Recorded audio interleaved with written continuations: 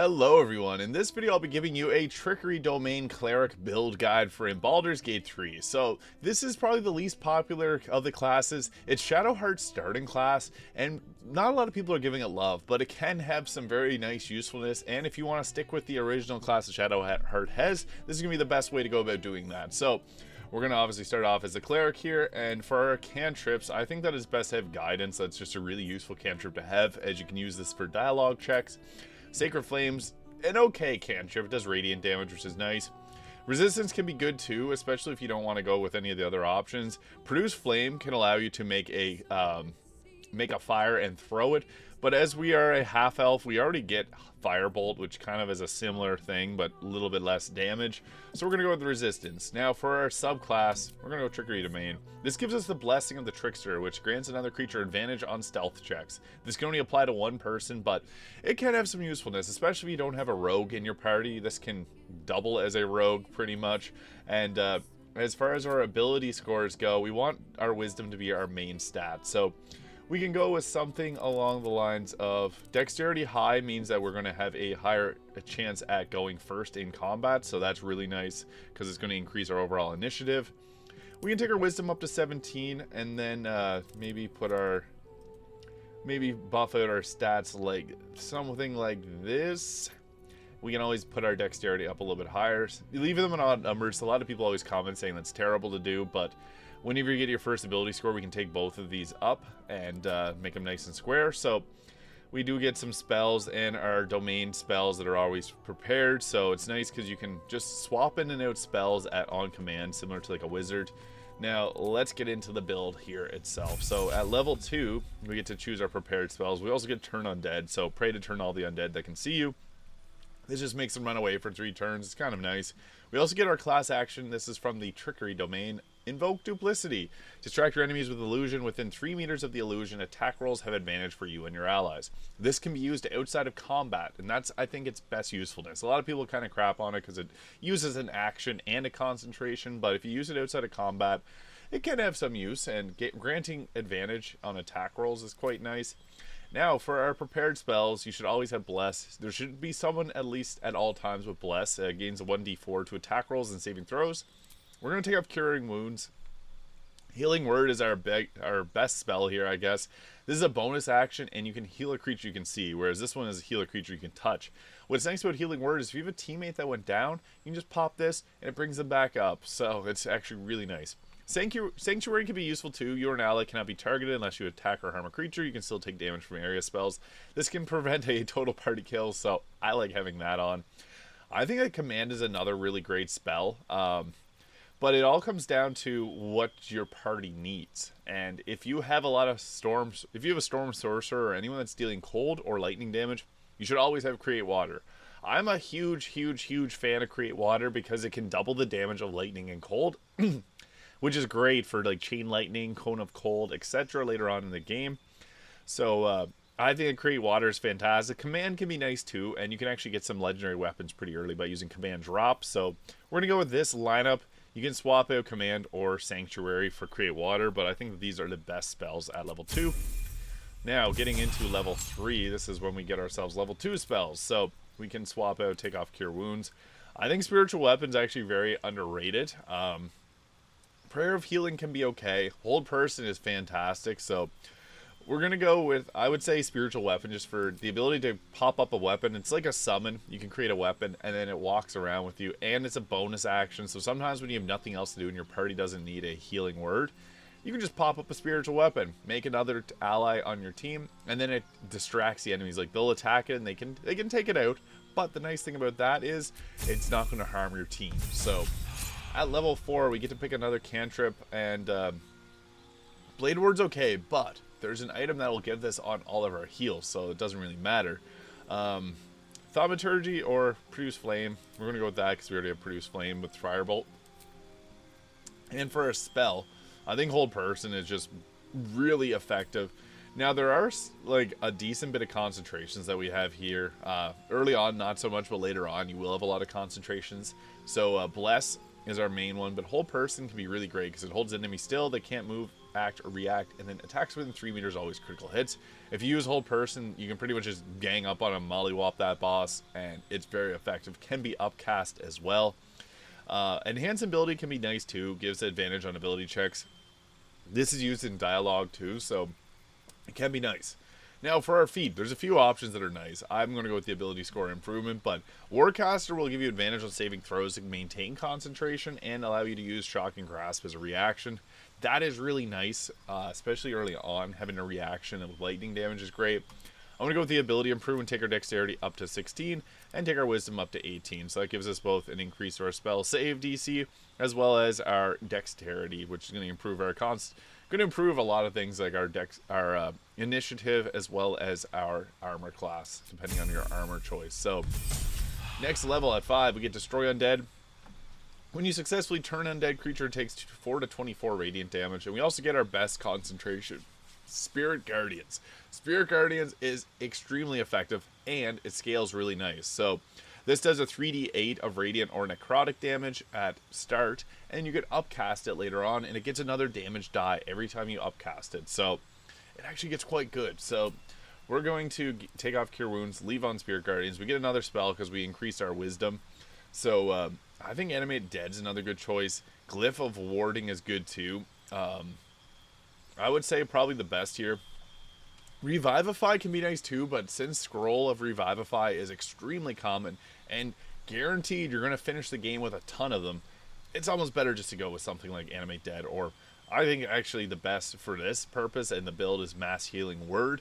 I do like Animate Dead, but we can take that on the next level. And Glyph of Warding is another good choice, so if you want to take off Sanctuary or something you're not using as much as the others, you can go ahead with that, but I think that we'll go with this for the purposes of this build. And we also get our Trickery Domain spell. So we get Bestow Curse. Curse an enemy with your touch. They get disadvantage on checks, saving throws, and attacks. And you deal additional targets. Deal additional damage to the target and rob it of its action. So Bestow Curse is good, but this is the better one. Fear. Enemies drop everything and become fearful. They have disadvantage on ability checks and attack rolls, and it deals damage it affects a cone. It does have a concentration. It affects for 2 turns. But what's super underrated about this, and not a lot of people talk about, fear will make enemies drop their weapons, and you can pick up their weapons, and then they don't have anything to attack you with, so they become useless. And I think that's very effective. So that is exclusive to the Trickery Domain. We also get another Trickery Domain boost with the Cloak of Shadows. Make yourself invisible if you're obscured. Not the best, but it does use a Channel Divinity, so if you have one to use, you may as well use it. We're going to go with Glyph of Warding here for level 3 spell. So you can make this a Glyph of Warding sleep for great crowd control. You can do damage types like lightning, and I think a Glyph of Warding is nice because it doesn't require a concentration, and it deals damage. Animate Dead is great too, though. I think Animate Dead's awesome just to be able to have some extra summons around. That's very effective. So either one of those two. Now we get some more Trickery Domain spells here with the Polymorph. Transform a creature into a harmless sheep. The most effective use of this, turn someone into a sheep, shove them off a cliff. That's probably the best option.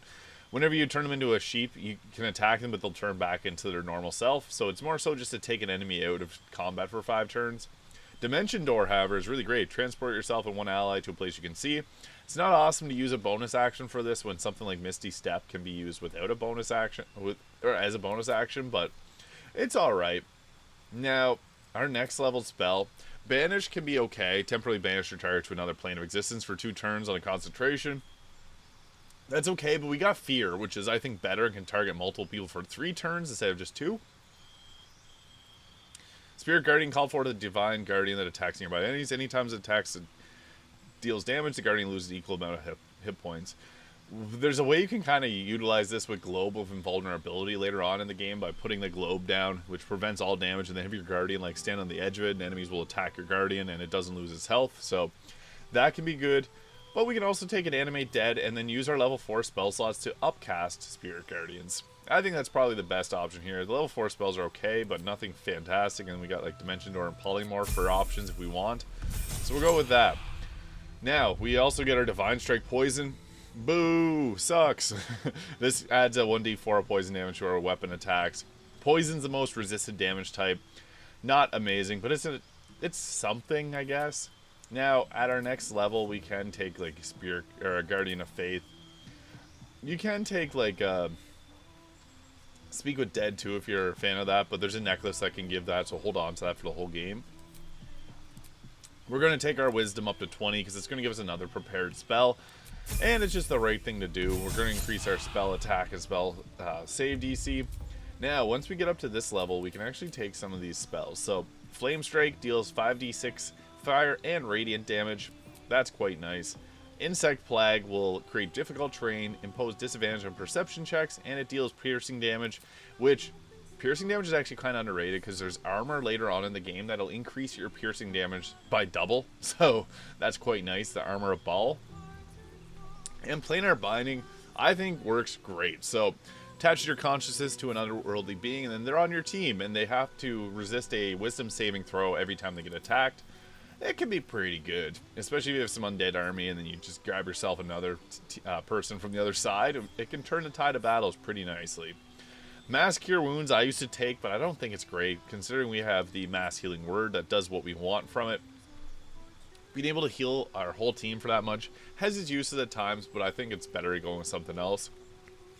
The action economy in Baldur's Gate 3 is not fantastic for spending it on heals. You're better off just taking out enemies from battle, whether that be command, hold person, or any of the other options we have. Healing is kind of an afterthought, and more so just to set up buffs, which I'll talk about as we get into gear.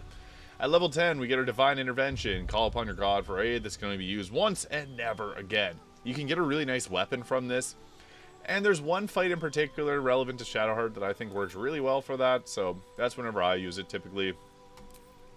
Cantrip doesn't matter, take light or something. And for our final spell at level 5, maybe put on Guardian of Faith again. That can be easily dropped. Now, level 11, this is when we get ourselves level 6 spells, which are a whole lot better. Create Undead creates a mummy, but there's items that will give us that. Harm is an okay necromancy spell, reducing maximum hit points on a target. Heal will flat out heal 70 and cure wounds, remove blindness and any disease. Blade Barrier creates difficult terrain and it makes a wall of damage. 60-10 of slashing. Planar Ally, I think, is the best option here. Besiege an otherworldly entity for 8.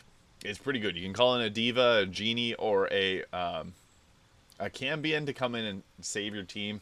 It's basically like create or summon element or conjure elemental, but for different targets, and it's level 6 instead. Hero's Feast can be nice, increase max health points, gives you wisdom saves with advantage, and can't be poisoned, diseased, or frightened, and it gives you items to be able to long rest. So one of these three, or I guess really it's hard to go wrong with level 6 spell. I think I'll take Blade Barrier. It's pretty nice just to set up some damage, even though it does require concentration, and none of the other ones do. It just depends on your needs. You could even go with heal, which is a flat out 70 heal. Although it's not best to heal with an item action, it can actually save your butt sometimes, so I guess we'll go with that. Now for our final level, we can take a final feat, and we get ourselves another spell slot, so maybe Spirit or Guardian of Faith there. For our ability score, or for our feat, Alert can be nice. We can take our Dexterity or Constitution up if you wanted to, but I don't think that's the best option. +5 to Initiative and Can't Be Surprised is great, especially on Honor mode. I'm personally a fan of Warcaster. You gain advantage on saving throws and maintain concentration on a spell. Now you can take one level of Fighter to get Constitution saving throw proficiency, which give you a +4 to your Constitution saving throws. So every time you roll a concentration check, you're going to have +4. But this will give us advantage, so we rolled 2 die. And as a nice bonus, we can use a reaction to cast Shocking Grasp at a target moving out of melee range. So that's nice because it gives us a reaction, which you get a nice reaction as a Tempest cleric, but not as a Trickery Domain cleric. So this is the build here. I am over encumbered, so let me just dump some stuff out of my yeah, so what we want to be doing is typically we want to have Spirit Guardians up at all times. There's a Necrotic or a Radiant version of that. It can be upcast, and it at max level does upwards of 48 damage. That's really nice, so don't be afraid to upcast your Spirit Guardians. It's fantastic. Even at base, it's still pretty good. So we typically want to have Spirit Guardians running at all times. This is like the Beyblade. It even makes me Zora run, so that's good. Then we can use like Glyph of Warding to set up outside of battle, which is nice. Fear, as I said, that cone that causes fear is really good, so we can go with something like that. She was saved by it. We also have Animate Dead, which can give us flying ghouls, skeletons, or zombies. I think the flying ghouls are pretty good. We have Spiritual Weapon, which can be a nice boost. You can give yourself an upcasted version, but I don't recommend upcasting that one too often. We got Dimension Door, which can take you and an ally around. You got Cloak, the Channel Divinity charge there. I think they're the best things. Like, the Trickery Domain's not fantastic, but it's still a Cleric, and Cleric is like an S tier class, so that's what makes it good. We can also have like our Guardian of Faith and pop that down. So we got ourselves our Guardian there. It looks pretty cool. And then Planar Allies, I think one of the best spells. We can go with a Diva, Cambion, or Genie, and when we summon them in, they're on our team, and they're pretty strong. 161 health, and they have like lightning or thunder damage, thunder wave with the pushback. They deal quite a bit of damage, and they get poison damage. It's a pretty good build overall, despite the Trickery Cleric not being as good as like Tempest or any of the others. It's still pretty useful. As far as gear goes, Dark Justiciar helmet, +1 to spell saving throws and convert critical. Not super useful, but Constitution saving throw +1 is really nice, just for holding your concentration. 8 temporary health points while casting in melee is nice, because we're going to be casting melee often. But you can also go with the Deathstalker or Mental if you're playing the Dark Urge, because it goes with this build. Shadowheart, Stealth, it rolls together. Dark Justiciar half plate is a decent medium armor. This gives us 24 armor class. But we can even go with oh, we're glitching. We can go with like the Helldusk armor if you want something a little bit more intensive. It's not letting me. Oh, she's over encumbered, so it won't let us change. But I personally really like Hellrider's Pride, which gives you it grants resistance against bludgeoning, piercing, and slashing damage whenever you heal. So if you're going to use your mass healing word and heal everyone, they all get Blade Ward for 2 turns. That is really nice. So having the damage that they take on a bonus action, that's great. Normally you use Blade Ward as a cantrip and it would target one person, but you can target your whole team with a bonus action. It's pretty great. There's also a gloves that'll give you bless on heal, so that's really good too. Evasive shoes for +1 armor class is nice. Takes our armor class up to 24 with... I'm using the Defender Flail, which also gives us a +1 armor class. Viconia's Walking Fortress is a great shield. It gives you +3. And gain advantage on saving throws against spells, and spell attack rolls against you have disadvantage. So that's really nice. It gives you Warding Bond as well. Now, I think that the Amulet of Greater Health is great, because what this does... it gives you advantage on Constitution saving throw checks, which we already got from Warcaster, so you can go with something else, like the Spell Crux Amulet to give yourself... Oh, there we go. Shadowheart's hair is proper color now. I don't know what's going on with my game, to be honest, but... Oh, we're back to being blonde. She's... Yeah, nothing's making sense with this game on this save file. She's back to being blonde.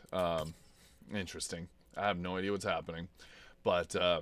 yeah, Spellcrux Amulet's nice to restore your level 6 if you want to take like Hero's Feast, or even just Planar Ally to get that back.